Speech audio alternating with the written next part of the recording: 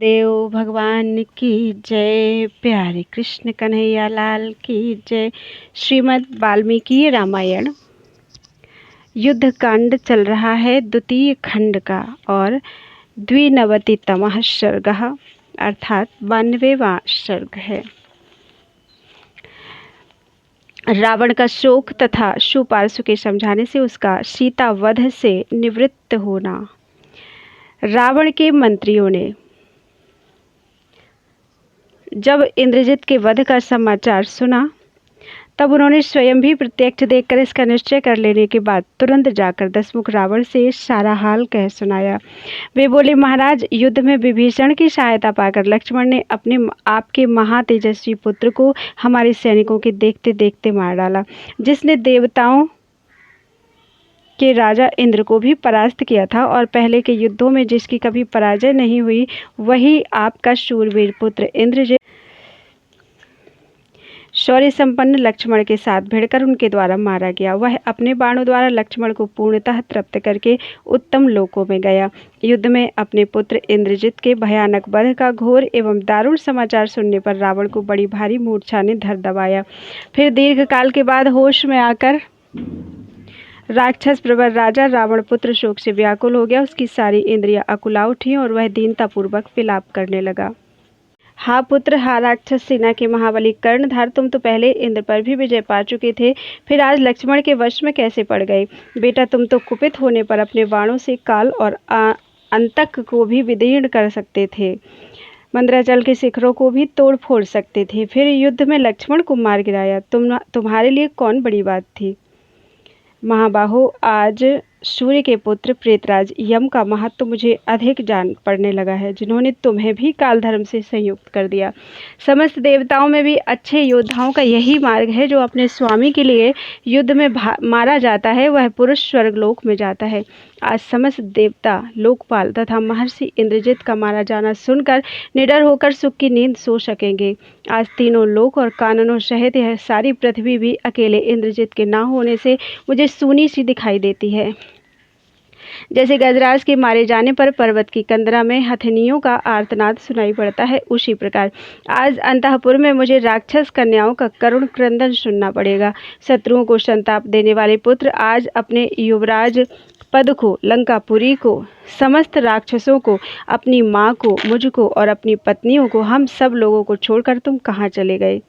वीर होना तो यह चाहिए था कि मैं पहले यमलोक में जाता और तुम यहाँ रहकर मेरे प्रेत कार्य करती, परंतु तुम विपरीत अवस्था में स्थित हो गए।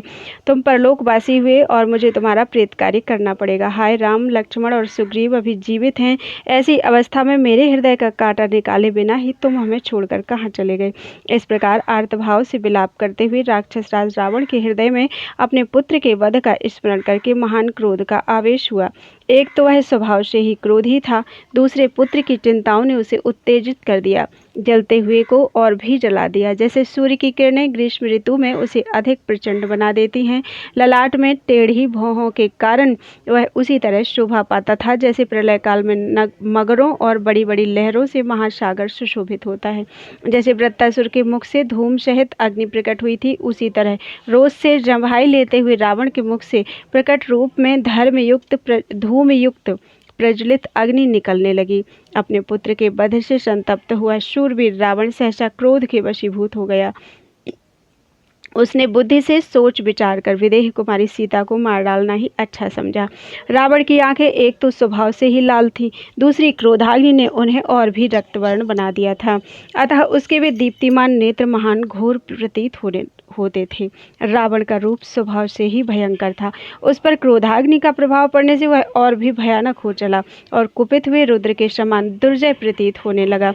क्रोध से भरे हुए उस निशाचर के नेत्रों से आंसुओं की बूंदें गिरने लगी, मानो जलते हुए दीपों के लौ के साथ ही तेल के बिंदु झड़ रहे हों। वह दांत पीसने लगा। उस समय उसके दांतों की कटकटाने का जो शब्द सुनाई देता था, वह समुद्र मंथन के समय दानवों द्वारा खींचे जाते हुए मंथन यंत्र स्वरूप मंदराचल की ध्वनि के समान जान पड़ता था।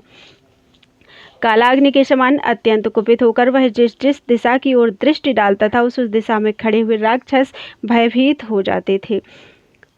और खंबे आदि की ओट में छिप जाते थे। चराचर प्राणियों को ग्रस लेने की इच्छा वाले कुपित काल के समान संपूर्ण दिशाओं की ओर देखते हुए रावण के पास राक्षस नहीं जाते थे, उसके निकट जाने का साहस नहीं करते थे। तब अत्यंत कुपित हुआ राक्षस राज रावण युद्ध में राक्षसों को स्थापित करने की इच्छा से उनके बीच में खड़ा होकर बोला, निशाचरों, मैंने सहस्रों वर्षों तक कठोर तपस्या करके विभिन्न तपस्याओं की समाप्ति पर स्वयंभू ब्रह्मा जी को संतुष्ट किया है। उसी तपस्या के फल से और ब्रह्मा जी की कृपा से मुझे देवताओं और असुरों की ओर से कभी भय नहीं है।